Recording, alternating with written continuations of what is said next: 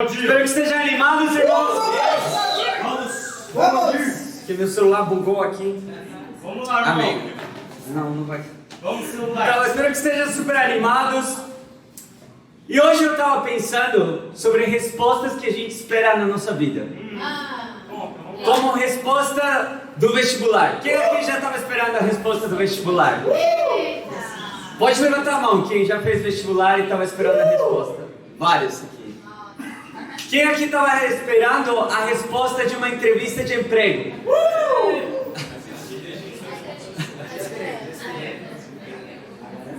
E o que a gente quer ouvir? Sim! No final disso? Positivo! Positivo, como Suzano, né? Você quer ver um positivo de você passou na faculdade, um positivo de agora você vai começar a trabalhar. Você quer ouvir um positivo, talvez, num pedido de namoro? Um pedido de casa. Não um pedido, né? Mas no altar você quer ouvir o sim também da sua esposa. Então, pela graça de Deus, amanhã eu e a Carol, a gente vai cumprir um ano como casado.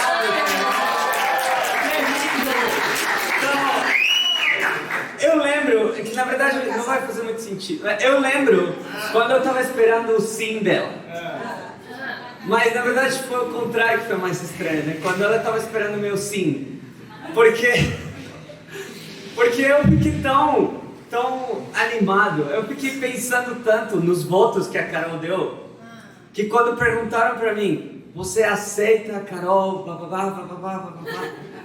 Eu fiquei pensando assim. Quem estava no meu casamento lembra que parece que deu um branco. Mas na verdade não deu um branco assim, porque eu estava pensando no que ela tinha falado nos votos dela, que foi muito profundo, impactou meu coração. E eu demorei, eu estava assim, todo mundo estava esperando a minha resposta. E depois eu lembrei, caramba, esse cara perguntou. Aí eu falei, sim, eu aceito. Mas, irmãos, como a gente está quando a gente espera uma resposta? Muitas vezes a gente está aflito. A gente se sente agoniado de, meu Deus, o que vai acontecer? Será que eu passei ou não passei? Será que você aceita ou não você aceita? Será que a irmã vai falar sim ou não? E você, quando está esperando, você sente uma angústia, muitas vezes no coração. Mas a gente vai ver hoje na Bíblia, irmãos, o homem que estava buscando uma resposta. E qual era a agonia, qual era a angústia desse homem para encontrar a resposta? Olhem comigo em Gênesis 41. Vamos lá, Valdir! Estão animados? Pregão! Gênesis capítulo 41, versículo 1. Vamos, irmão! Todo mundo chegou lá? Pode dar um joinha. Positivo. Perfeito. Gênesis 41, versículo 1. O que aconteceu, irmãos? José, o filho de Jacó, ele tinha sido vendido pelos irmãos dele, ainda quando jovem. Ele tinha se esforçado, mesmo como escravo em uma terra estranha, uma terra estrangeira, longe da família dele. Ele se esforçou, trabalhou duro. E ele foi chamado para trabalhar para um alto funcionário egípcio. Só que depois, uma mulher blasfemou, mentiu sobre ele, e ele foi lançado na prisão. Olhem as coisas que estavam acontecendo na vida desse cara. Mas na prisão, ele interpretou o sonho de outros dois prisioneiros que antigamente eram funcionários do faraó, um copeiro e um padeiro. E quando José interpretou o sonho deles, falou que um deles ia morrer. E falou que o outro ia ser restituído para o cargo que ele tinha. E ele falou, lembra-te de mim quando você estiver lá. Vamos ver se esse cara lembrou. Vamos lá, vamos, Valdir! Versículo 1. Ao final de 2 anos, o faraó teve um sonho. Ele estava em pé junto ao rio Nilo. Quando saíram do rio, 7 vacas belas e gordas que começaram a pastar entre os juncos. Depois saíram do rio mais 7 vacas, feias e magras, que foram para junto das outras, à beira do Nilo. Então as vacas feias e magras comeram as 7 vacas belas e gordas. Nisso o faraó acordou. Tornou a adormecer e teve outro sonho. 7 espigas de trigo, graúdas e boas, cresciam no mesmo pé. Depois brotaram outras 7 espigas, mirradas e ressequidas pelo vento leste. As espigas mirradas engoliram as 7 espigas graúdas e cheias. Então o faraó acordou. Era um sonho. Pela manhã, perturbado, mandou chamar todos os magos e os sábios do Egito e lhes contou os sonhos, mas ninguém foi capaz de interpretá-los. Que loucura o sonho do faraó, irmãos. Imaginem esse sonho. Fala que depois de 2 anos que José tinha interpretado o sonho dos outros funcionários, o faraó teve um sonho. O faraó sonhou primeiro com 7 vacas.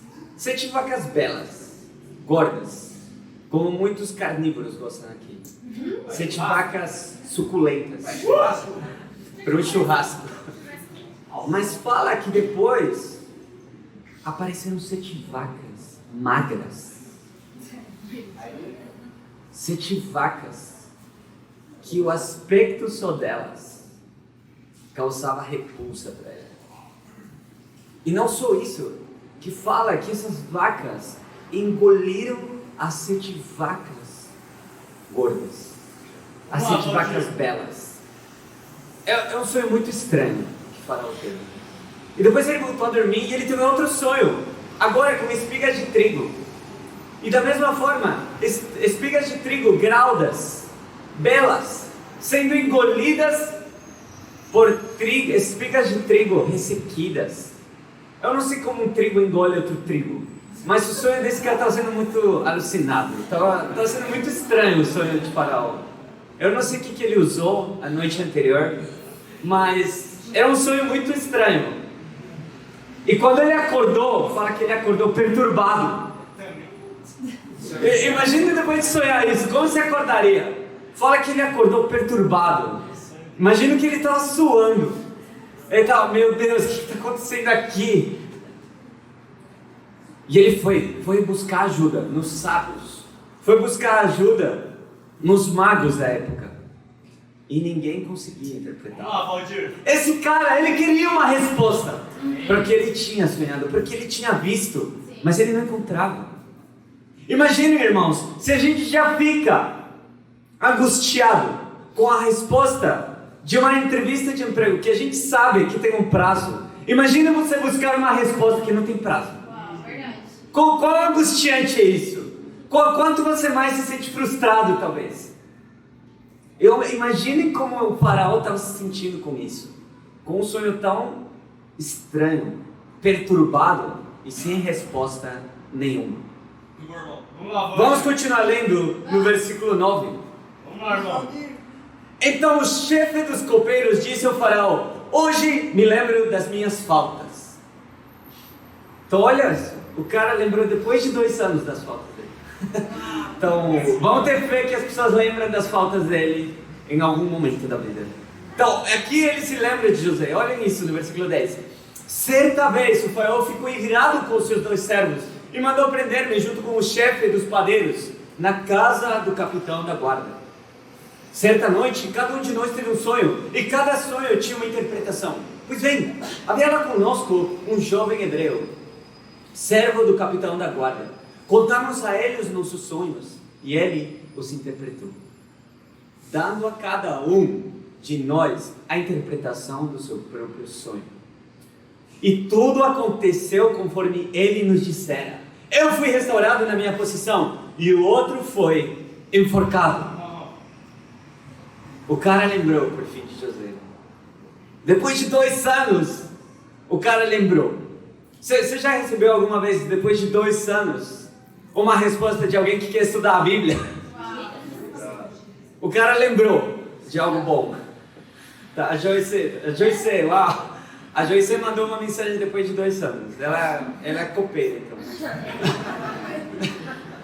Mas olhem isso, irmãos. O cara lembrou de José. E ele contou para o faraó tal qual tinha acontecido. Imaginem agora a esperança que tinha despertado no faraó. Nossa, tem uma luz. Talvez ninguém sabe interpretar, mas talvez esse jovem hebreu lá na prisão, ele saiba interpretar para mim. Talvez seja isso o que passou no coração do faraó. Agora, talvez eu possa ter uma resposta para esse sonho que eu Vamos tive. lá, Valdir. E olha o que acontece em seguida. Versículo 14. Como o faraó respondeu perante isso? Vamos lá, irmão. A Bíblia fala, o faraó mandou chamar José, que foi trazido depressa do calabouço. O faraó esqueceu se tinha um juízo, qual era a falta do cara. O faraó esqueceu de tudo, ele só queria a resposta. E mandou tirar o cara do calabouço. Depois de se barbear e trocar de roupa, apresentou-se o faraó. O faraó disse a José, tive um sonho que ninguém consegue interpretar, mas ouvi falar que você, ao ouvir um sonho, é capaz de interpretá-lo. Respondeu-lhe José, isso não depende de mim, mas Deus dará ao faraó uma resposta favorável. Então o faraó contou o sonho a José. Sonhei que estava em pé à beira do Nilo, quando saíram do rio 7 vacas belas e gordas, que começaram a pastar entre os juncos. Depois saíram outras 7, raquíticas, muito feias e magras. Nunca vi vacas tão feias em toda a terra do Egito. Acho que ele realmente estava perturbado, porque ele nunca tinha visto algo tão horrível na vida dele. Versículo 20. As vacas magras e feias comeram as 7 vacas gordas que tinham aparecido primeiro. Mesmo depois de havê-las comido, não parecia que o tivessem feito, pois continuavam tão magras como antes. Então acordei. Depois tive outro sonho. Vi 7 espigas de cereal, cheias e boas, que cresciam no mesmo pé. Depois delas, brotaram outras 7, murchas e mirradas, ressequidas pelo vento leste. As espigas magras encolheram as espigas boas. Contei os seus magos, mas ninguém foi capaz de explicá-lo. O faraó teve um único sonho, disse-lhe José. Deus revelou ao faraó o que ele está para fazer. As 7 vacas boas são 7 anos, e as 7 espigas boas são também 7 anos. Trata-se de um único sonho. As 7 vacas magras e feias que surgiram depois das outras, e as 7 espigas mirradas queimadas pelos ventos leste, são 7 anos. Serão 7 anos de fome. Exatamente como eu disse ao faraó. Deus mostrou ao faraó aquilo que ele vai fazer. 7 anos de muita fartura estão para vir sobre toda a terra do Egito. Mas depois virão 7 anos de fome. Então todo o tempo de fartura será esquecido, pois a fome será tão rigorosa que arruinará toda a terra. A fome que virá depois será tão rigorosa que o tempo de fartura não será mais lembrado na terra. O sonho veio ao faraó 2 vezes, porque a questão já foi decidida por Deus, que se apressa em realizá-lo. Procure agora o faraó, um homem criterioso e sábio, e coloque-o no comando da terra do Egito. O faraó também deve estabelecer supervisores para recolher 1/5 da colheita do Egito durante os 7 anos da fartura. Eles deverão recolher o que puderem nos anos bons que virão e fazer estoques de trigo, que sob controle do faraó serão armazenados nas cidades. Esse estoque servirá de reserva para os 7 anos de fome que virão sobre o Egito, para que a terra não seja arrasada pela fome. Uau! No versículo 16, José fala para o faraó que Deus lhe dará uma resposta favorável. Qual é a resposta favorável? Que vem 7 anos bons, mas depois vem 7 anos ruins. 7 anos de fartura, mas 7 anos de fome. 7 anos em que a fome será tão rigorosa que todo mundo vai esquecer da fartura que uma vez houve. Parece uma resposta favorável? Parece algo legal? Quando a gente pensa em uma resposta favorável, a gente sempre quer ouvir o que nos agrada. A gente quer ouvir o que nos convém. Qual uma resposta favorável do vestibular? Que você foi aprovado, que você passou, que você vai fazer a faculdade que você quer. Qual uma resposta favorável que as pessoas esperam em uma entrevista de emprego? Que eu passei na entrevista de emprego, que eu vou ter aquele trabalho tão sonhado, que talvez vai me ajudar a cumprir o meu sonho americano. A resposta favorável para o faraó era: cara, se prepara, porque está por vir, vai ser duro, vai ser difícil. Mas essa é a resposta favorável de Deus, irmãos. Deus tinha uma resposta favorável para o faraó. José fala para ele: o Senhor mostrou para o faraó o que ele vai fazer no futuro. Vamos lá, meu irmão. E essa é a resposta favorável que Deus nos mostra como discípulos. Vamos comigo em 2 de Coríntios, capítulo 6. Vamos lá, Valdir. Estão animados, irmãos? Vamos descobrir qual é a nossa resposta favorável nos dias modernos. Eu sei que ninguém talvez aqui sonhou com vacas magras, vacas gordas. No máximo você sonhou com um churrasco. Mas qual é a resposta favorável de Deus para as nossas vidas como discípulos? 2 de Coríntios 6, versículo 2. Pois ele diz: eu ouvi no tempo favorável, eu os socorri no dia da salvação. Digo-lhes agora: é o tempo favorável. Agora é o dia da salvação. Qual é a resposta favorável de Deus, irmãos? A resposta favorável de Deus é que hoje é o dia da salvação. Amém? E esse é o título da aula de hoje. Uma resposta favorável. Deus tem uma resposta favorável para as nossas vidas. Vamos lá, Valdir. Deus tinha uma resposta favorável para o faraó.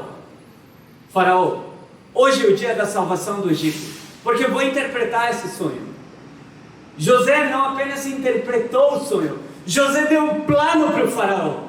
José falou: vocês têm que fazer isso, para que não aconteça o desastre que está por vir. Que resposta favorável? A resposta favorável para o faraó é: vocês precisam se planejar, vocês precisam se preparar nos tempos de fartura, nos tempos de fome, para que vocês possam suportar tudo que está por vir. José tinha uma resposta favorável para o faraó. Vamos lá, Valdir. Esse dia era o dia da salvação da terra do Egito. E como discípulos, a gente conhece a palavra, a gente conhece o caminho da verdade, da vida. A gente conhece o plano de salvação. A gente sabe qual a resposta favorável.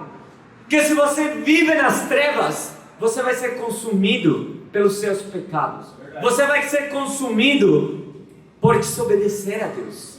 Mas se você hoje se arrepende dos seus pecados, você pode viver uma vida com Deus. Não uma vida fácil, não uma vida em que tudo vai ser legal, em que tudo vai estar para cima na sua vida. Uma vida dura, uma vida difícil, mas uma vida preparada. Uma vida em que a gente tem a opção de trabalhar duro para o nosso Deus. Vamos lá, irmão, ensina. Essa é a resposta favorável, irmãos. A resposta favorável de Deus não é que tudo vai sair bonitinho na sua vida e que as coisas vão ser do melhor jeito que você espera. A resposta favorável de Deus é que hoje é o dia da salvação. Amém. Então, irmãos, depois José, ele fala, depois que ele fala tudo isso para o faraó, olha o que o faraó achou da resposta favorável. Será que ele ficou bravo? Será que ele ficou animado? Olha o que José falou. O faraó falou: o plano pareceu bom ao faraó e a todos os seus conselheiros. Por isso o faraó lhes perguntou: será que vamos achar alguém como este homem, em quem está o Espírito Divino? Disse, pois, o faraó a José: uma vez que Deus lhe revelou todas essas coisas, não há ninguém tão criterioso e sábio como você. Você terá o comando do meu palácio e todo o meu povo se sujeitará às suas ordens. Somente em relação ao trono serei maior que você. E o faraó prosseguiu: entrego a você agora o comando de toda a terra do Egito. José entendeu a resposta favorável de Deus. O faraó entendeu a resposta favorável por meio de José. a resposta favorável de Deus, que era o quê? O plano. O plano que José tinha apresentado. E o faraó se agradou. E o faraó falou: quem tem tanta sabedoria quanto você? Quem é tão criterioso quanto você? Quem pode nos salvar do que está por vir? Só você, José. Vamos lá, irmão. E colocou ele praticamente no trono do Egito. Deixou ele como chefe. Então, olhem isso, irmãos. José, ele saiu da prisão para ocupar o trono do Egito. Não parece animante? Imagina você chegar amanhã no seu trabalho e você chegar e seu chefe falar: hoje você vai ser o chefe. Imagina você chegar na sua aula de cálculo e o professor fala: hoje você é o professor, você vai dar aula. Ou imagina você chegar no culto e fala para você: hoje você vai fazer a pregação no culto. Olha isso, irmãos. José saiu da prisão para fazer algo incrível para Deus. Por quê? Porque o Espírito de Deus estava com ele. E é o mesmo Espírito que está conosco, irmãos. É o mesmo Espírito que a gente recebeu. E por esse Espírito a gente entende que tem um plano. A resposta favorável é esse plano. O plano de salvação. Deus tem uma resposta favorável, irmãos. Nos tempos de fartura. Deus tem uma resposta favorável para a sua vida nos tempos de fome. Que é o quê? É o plano. É um plano. É a sabedoria para poder afrontar esses tempos. Primeiro ponto. Nos tempos de fartura. Vamos lá, Valdir. Como é o nosso coração muitas vezes, irmãos, nos tempos de fartura? Quando as coisas estão indo bem. Quando tudo parece que está dando certo. Às vezes você até duvida de porque está dando certo. Como uma vez o Caio D, ele me mostrou o algoritmo, um programa que ele tinha feito. E ele falou: eu não entendo porque funciona isso aqui. Mas funcionava. Já aconteceu isso com você? Que tipo, as coisas estão tão bem que às vezes você duvida de: meu, por que está indo bem assim? No seu trabalho, na sua faculdade. Mas qual muitas vezes a nossa tendência nos tempos de fartura? Relaxar. A gente quer ficar de boa. Qual é o nosso coração quando, uau, tem comida, tem coisas na nossa vida que parece que, tipo, eu não vou precisar nada amanhã. É esgotar tudo hoje. Amanhã se lasque. Hoje eu vou fazer tudo que eu quero. Tá dando certo no meu bate-papo, tá dando certo no meu trabalho, eu vou relaxar.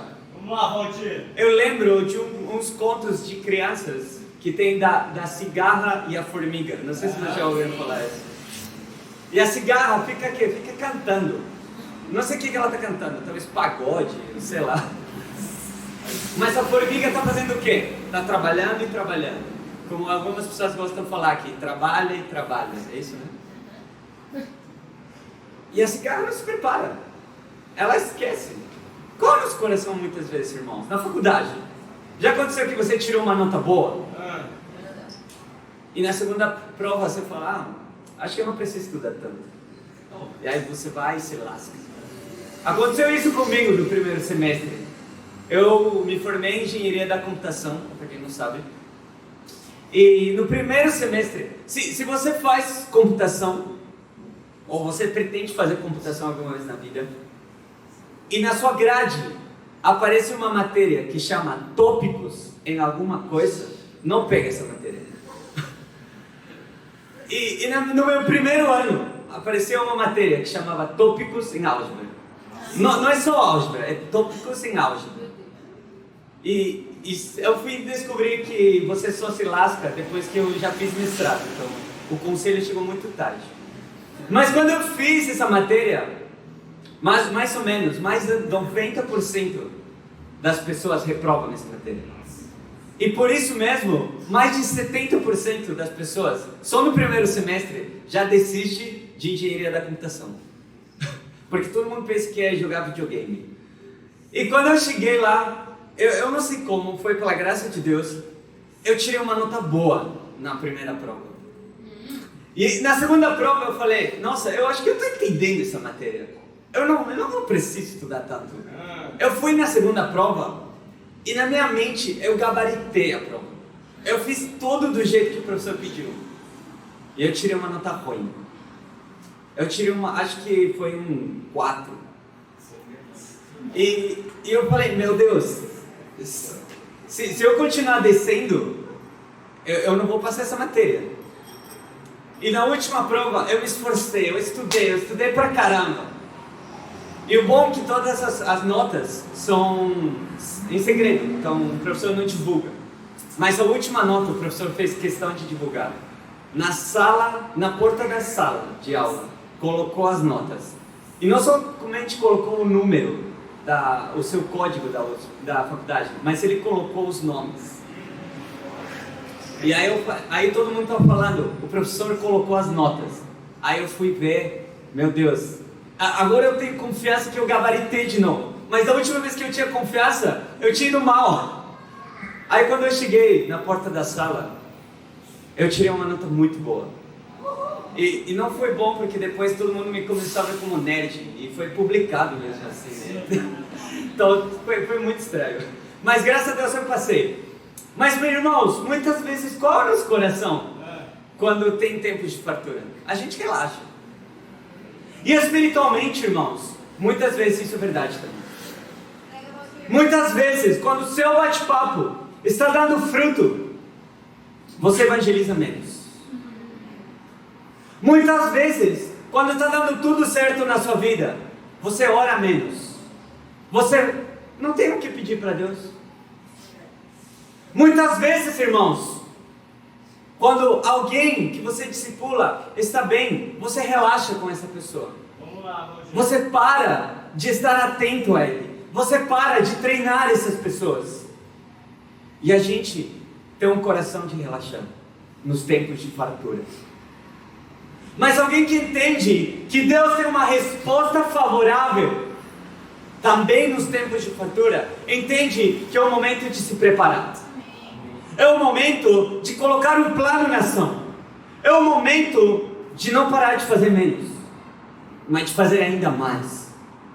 Fazer ainda mais para o nosso Deus. Por quê? Porque a resposta favorável, como a gente viu, é o dia da salvação. O tempo favorável é o dia da salvação. Irmãos, eu queria colocar a gente na realidade. Vamos lá, Valdir. A região oeste tem dado frutos, pela graça de Deus. Não pela gente, mas a gente tem dado frutos. Pela graça de Deus, esse ano a gente teve o Lucas Araújo, que ele está doente e ele está muito mal. Então orem pela saúde dele, por favor. Pela graça de Deus, esse ano a gente teve a Letícia, né? A gente teve o Caiodei e a Natasha. Pela graça de Deus, na quarta-feira o Luan foi batizado. E hoje o Suzano vai ser batizado, né? Mas irmãos, a gente vai relaxar agora. A gente agora vai dar menos. A gente vai orar menos. A gente vai buscar menos estudos bíblicos. A gente vai dar menos do nosso coração, porque Deus já está abençoando. Amém. Vamos lá, Valdir, ensina. Irmãos, eu quero inspirar vocês a não relaxar nos tempos de fartura. A enxergar os tempos de fartura como uma bênção de Deus. Porque Deus dá fruto apesar do nosso pecado.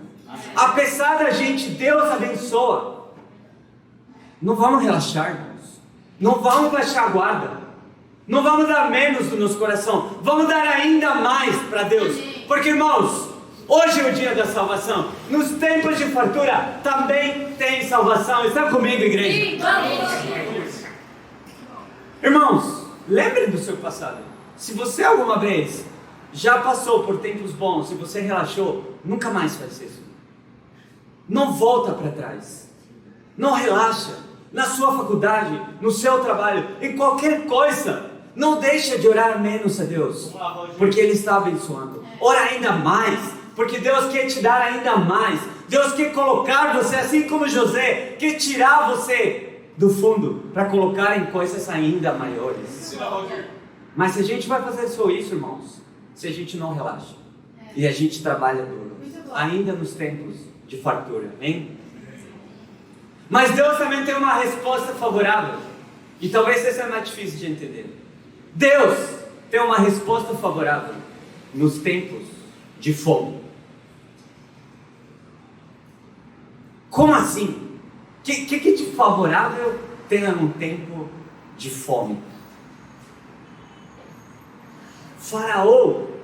O faraó estava perturbado por tudo que ele tinha visto. E olhem a interpretação do sonho dele. Vai ter tempos de fome. Essa é a resposta favorável de Deus para você, faraó. O faraó pensou: você está maluco? Como isso é favorável? E não é só sobre mim, é a minha nação inteira. Provavelmente a nação maior que existiu na época antiga. O faraó pensou: como isso pode ser uma resposta favorável? Mas José falou para ele: tem um plano. Qual o plano? Nos tempos de fartura, vocês têm que trabalhar tudo. Vocês têm que estocar o trigo.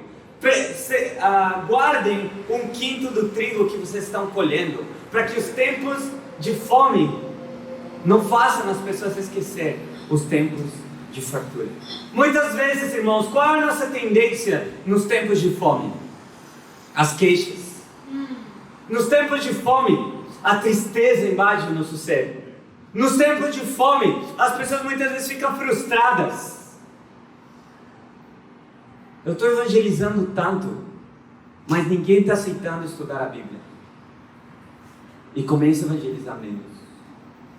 Eu estou orando tanto para Deus. Deus, por favor, me ajuda a encontrar alguém aberto. E você não encontra ninguém aberto.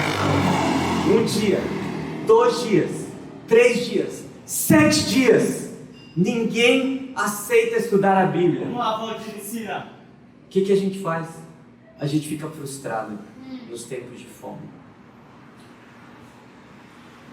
Deus, eu estou há tantos anos como discípulo e ainda eu não namoro.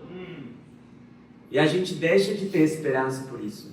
Nos tempos de fome, fica frustrado, fica desanimado. Eu tive uma saída que não foi das melhores. Eu fico triste. Porque essa saída talvez represente um tempo de fome. Mas isso não pode frustrar a nossa vida espiritual, amém? Amém. Irmãos, Deus tem uma resposta favorável. Sim, nos tempos de fartura, mas também nos tempos de fome. Vamos lá. E José era um homem criterioso, era um homem sábio, cheio do Espírito, que deu um plano. E a gente, irmãos, tem o Espírito. A gente pode ser, sim, esse homem e essa mulher criteriosa, esse homem e essa mulher sábia, que não vai ficar para trás, não vai ficar para baixo quando tiver tempos de fome, mas vai ficar ainda com mais fome de querer fazer a vontade de Deus. Amém. Com mais fome de querer se levantar para o nosso Senhor. Deus tem uma resposta favorável nos tempos de fome, que é o que? A gente poder se levantar para Ele. Se não fosse pelo tempo de fome, talvez José continuaria na prisão. Mas pelo tempo de fome, ele se levantou para o trono do Egito. O tempo de fome foi a salvação de José, irmãos. E eu quero inspirar vocês, irmãos. Sim, Deus tem abençoado a nossa região. Mas não todos nós temos sido frutíferos. Não todos nós, nosso bate-papo, tem dado fruto para Deus. Vamos lá, Valdir. Como a gente vai se sentir? Como a gente vai ficar? O outro deu, então eu não preciso.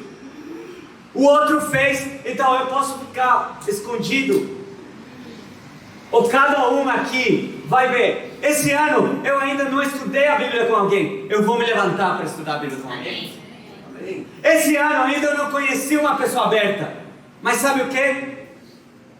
Ainda falta 8 meses para esse ano acabar. Eu vou conhecer alguém aberto. Esse é o coração, irmãos, de alguém que enxerga mesmo os tempos de fome como uma resposta favorável de Deus. E eu quero levantar um irmão que me inspira muito, sem dúvida alguma, que é o Heitor.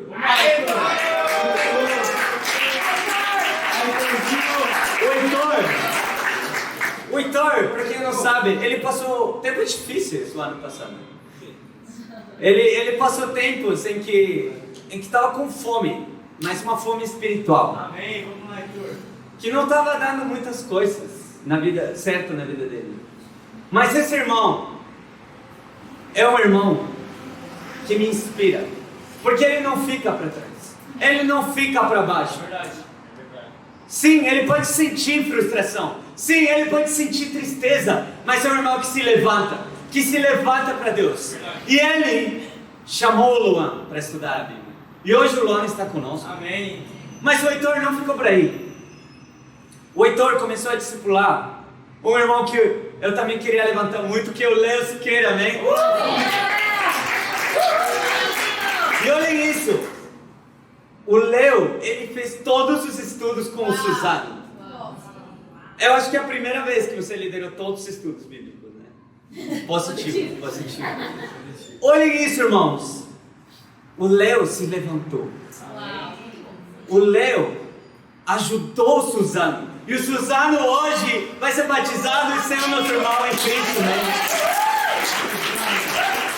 Mas por quê?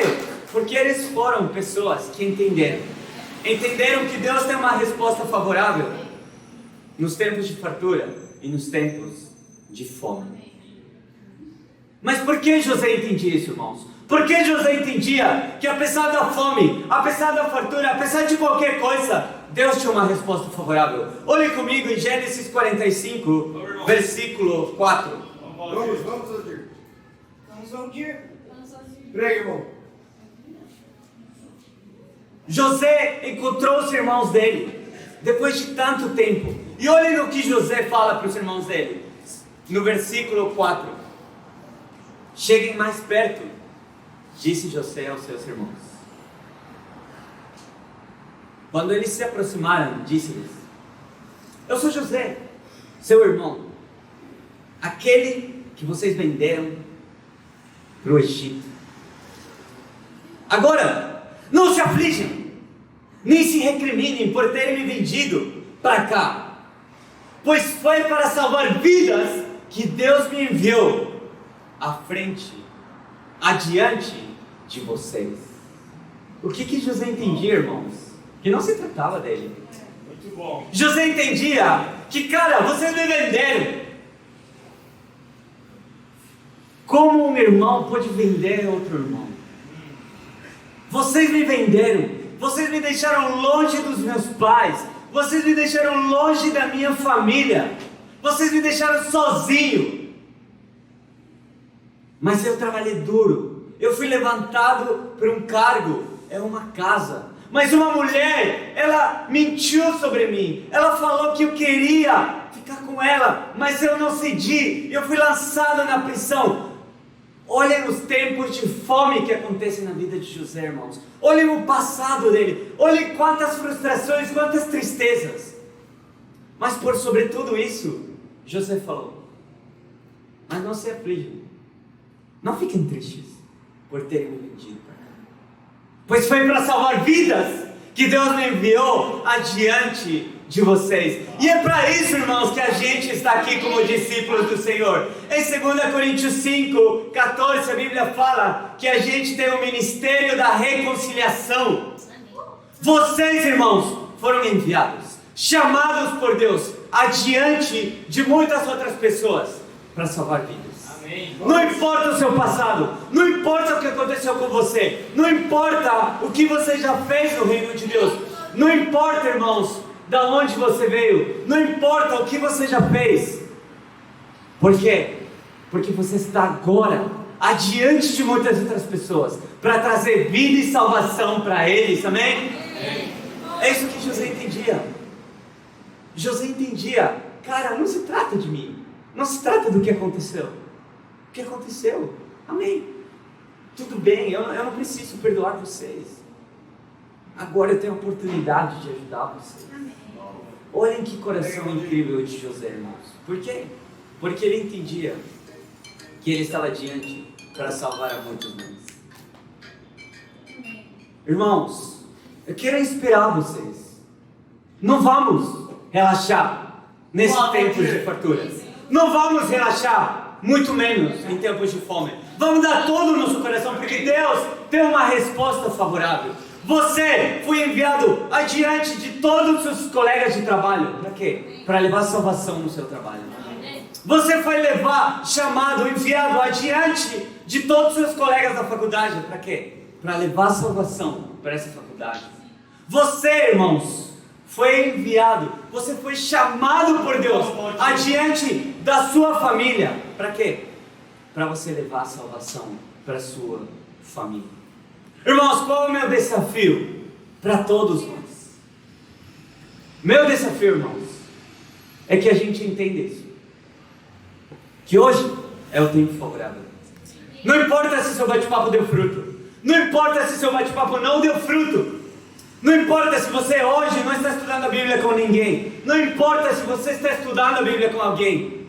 Eu quero chamar todos nós, irmãos, cada um de nós, universitários, solteiros, casados, não importa a sua idade, não importa nada. Eu quero chamar todos nós, irmãos, a gente trabalhar mais duro para Deus. Para isso, o que a gente vai fazer? A gente vai fazer uma campanha. A campanha que por fé é a última campanha. Porque a partir dela, a gente vai ter uma vida que é uma campanha, amém?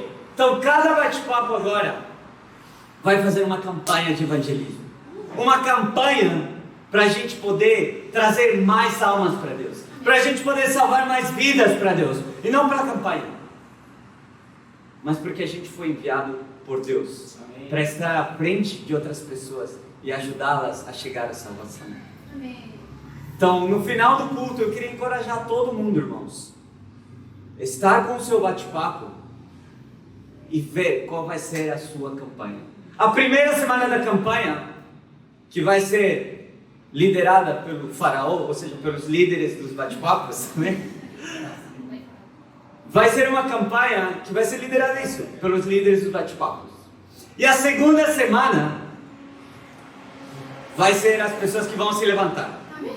Então, já não vai ser o líder do bate-papo que vai guiar essa campanha, mas vai ser aqueles que saíram da prisão, aqueles que saíram da faculdade, do trabalho, os novos Josés que vão se levantar para Deus também. Então, cada um de vocês, irmãos, vai liderar a segunda semana da campanha. Aí, a gente vai ditar o ritmo, a gente vai evangelizar, a gente vai estudar a Bíblia com pessoas. De novo, não porque é um peso, não porque é um desafio, mas porque a gente entende que Deus tem uma resposta favorável para essas pessoas, que é a salvação. Irmãos, em conclusão, eu quero lembrar sobre algo que o presidente dos Estados Unidos de 1901 falou. Quem sabe quem foi o presidente de 1901 nos Estados Unidos? Ninguém estava nascido. Theodore Roosevelt. Então, olha o que Roosevelt fala. Não é a crítica a que conta. Não é o homem que aponta para o homem forte quando ele tropeça. Ou quando o que faz as coisas acontecer poderia ter feito melhor. O crédito pertence ao homem que está realmente na arena, cujo rosto está manchado de poeira, suor e sangue, que se esforça bravamente, que erra e falha repetidamente, porque não há esforço sem erro ou falha, mas que conhece os grandes entusiasmos, as grandes devoções, que se dedica a uma causa nobre, e que no melhor das hipóteses, conhece no final o trunfo da grande realização. E na pior das hipóteses, se falha, pelo menos falhou, enquanto foi ousado grandemente, de modo que seu lugar nunca será com aquelas almas frias e tímidas, que não conheceram vitória nem derrota. Irmãos, muitas vezes eu fui essa alma fria e tímida. Uma alma que não conhecia vitória nem derrota. Muitas vezes, como discípulo, eu não entendia que era o dia da salvação, que era o dia em que Deus estava trazendo uma resposta favorável, em que eu fazia o mínimo ou menos do mínimo, e eu me sentia mal por isso. E se hoje você se sente assim, irmãos, eu quero encorajar vocês, que tem uma forma de mudar, tem uma forma de trocar tudo isso. Por quê? Por ousadia. Amém. Tem uma forma de trocar todas essas vitórias e derrotas que você nunca experimentou, que é pelo esforço.